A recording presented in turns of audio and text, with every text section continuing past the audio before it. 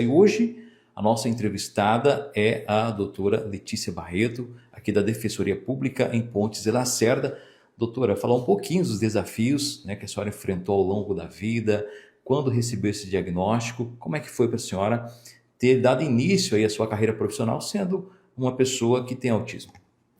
Olá, meu nome é Letícia. Bom, primeiramente, o principal desafio, eu acredito que foi na infância, né? Que eu aprendi, apesar de eu sempre ser uma pessoa considerada, entre aspas, inteligente, eu aprendi de forma diferente. Então, eu aprendi a ler apenas com 7 anos, não porque eu não fui ensinada, mas porque eu não fui ensinada da forma correta. E a partir do momento em que me ensinaram numa aula de reforço, de uma forma mais individualizada, com a forma que eu aprendi, eu fui a primeira a sair da aula de reforço. Então, isso já demonstra a ausência de adaptação que prejudica principalmente o autista. Bom, eu não sou a única pessoa com autismo, transtorno do espectro autismo tá na minha família. Além de ser autista, eu sou TDAH e o meu irmão foi o primeiro a ser diagnosticado. Aos 7 anos, ele hoje tem 11 anos, e eu fui diagnosticada porque eu fui procurar, na verdade, foi o TDAH. E aí, fazendo os testes com o neuropsicólogo, eu fui diagnosticada somente aos 27 anos, principalmente porque eu nunca tive problemas na comunicação. Então, eu sempre tive problemas, na verdade, foi na interação social. Mas não porque eu não sou uma pessoa comunicativa, mas sim de fazer amizade. Sempre fui uma pessoa considerada, entre aspas, estranha. Então, eu sofri muito bullying. Eu tive compulsão alimentar diagnosticada. E sempre fui uma pessoa com muita ansiedade, já fui diagnosticada com depressão, que esse é o principal problema que as pessoas com nível 1 de suporte enfrentam, né?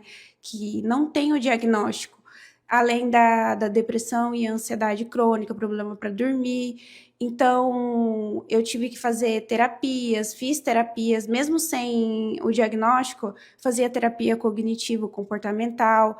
Então, a principal dificuldade que eu sofri sendo autista foi a exclusão da sociedade mesmo, porque sempre fui considerada uma pessoa diferente, não me encaixava com os demais. Então, quando eu era criança, acabava me sentindo excluída.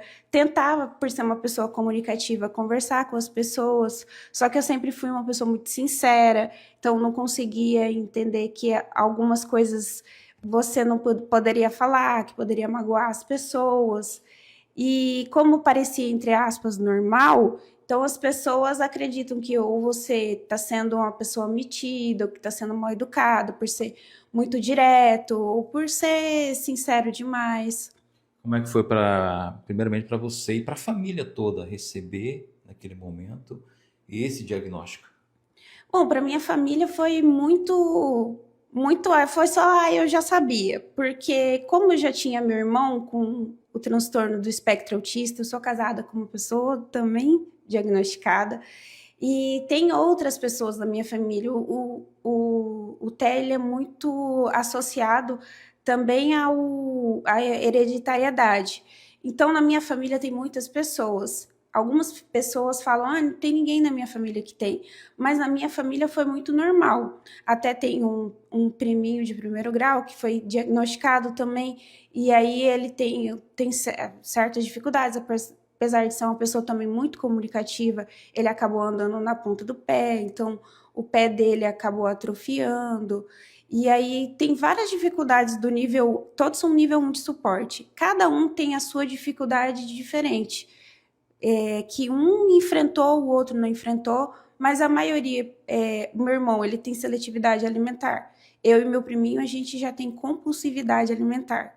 Então, eu acabei tendo que fazer uma bariátrica por causa da compulsividade alimentar, e isso impactou diretamente na minha saúde por causa da bariátrica. Eu tive que ficar 2 anos na cadeira de roda, porque eu tive uma polineuropatia pós-bariátrica, que se eu tivesse tido o diagnóstico antes, eu poderia ter tratado a compulsividade alimentar com os medicamentos corretos, com um tratamento especializado, e pela falta de diagnóstico, acabei tendo diversas dificuldades na vida.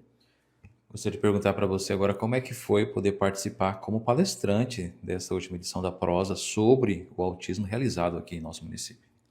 Foi muito gratificante, principalmente porque, como a gente trabalha na defensoria diretamente com as pessoas que têm os direitos violados, e a gente trabalha na efetivação, foi muito gratificante conversar com as pessoas que principalmente acabam precisando da defensoria pública e acabam procurando, que trabalham no dia a dia, que tem esse contato direto sobre a efetivação dos direitos e também sobre os deveres dos pais e mães atípicos.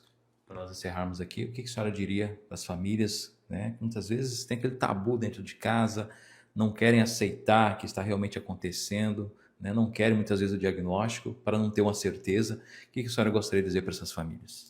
Eu gostaria de dizer que o diagnóstico ele é apenas para que a criança ou o adulto tenha o suporte necessário e que isso é um alívio, principalmente para a pessoa com um transtorno que acaba tendo o diagnóstico, porque aí você acaba tendo um próprio entendimento. Eu sou dessa forma porque eu tenho um transtorno e não uma limitação. Então, muitas vezes a própria família tem preconceito, não quer. Aquilo não vai mudar em nada, não mudou em nada a forma como eu sou, mas assim a forma como eu me compreendo e também eu pude ter o tratamento para diminuir o sofrimento.